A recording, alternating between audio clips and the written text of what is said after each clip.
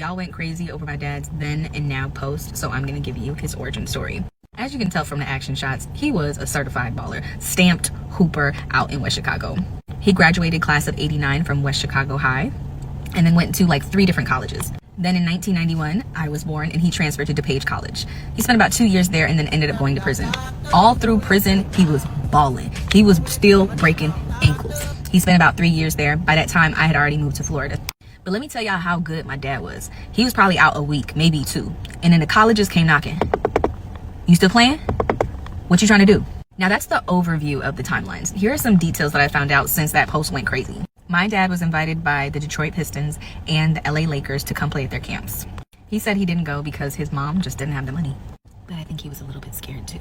Now, I hope I don't butcher this. He was investigated by the NCAA, or the coach that recruited him was, because allegedly the coach was giving him extra stuff to maintain a lifestyle, because back then college players couldn't get paid. But now, I heard they're making coin.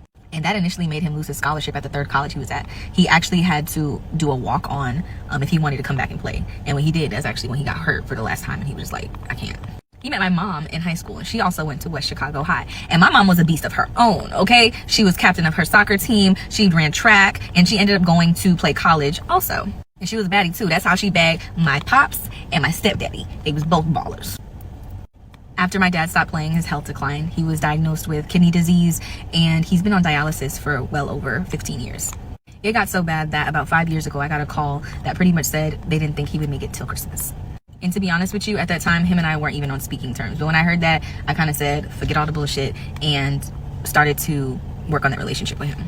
During that time, we talked a lot and we got really close. And then about 2 or 3 years ago, it got to a point where he just needed a little bit more help. So I went and got my dad. Flew up to Chicago, drove back down with him, and he has been living with me ever since. Since being here, we've worked on his diet. He's eating so much better. He's back in the gym, but his goal is to touch the basketball again. He wants to so bad. And I wish I could like see him play. I know it won't be like it was before. I can just see the memories replaying in his head when he talks about playing ball. Aside from wanting to touch the basketball again, he's mentioned wanting to coach and train other basketball players. I will say, in his words, all the comments, well wishes, the compliments, he said, that just warms my heart. So thank you for all of that.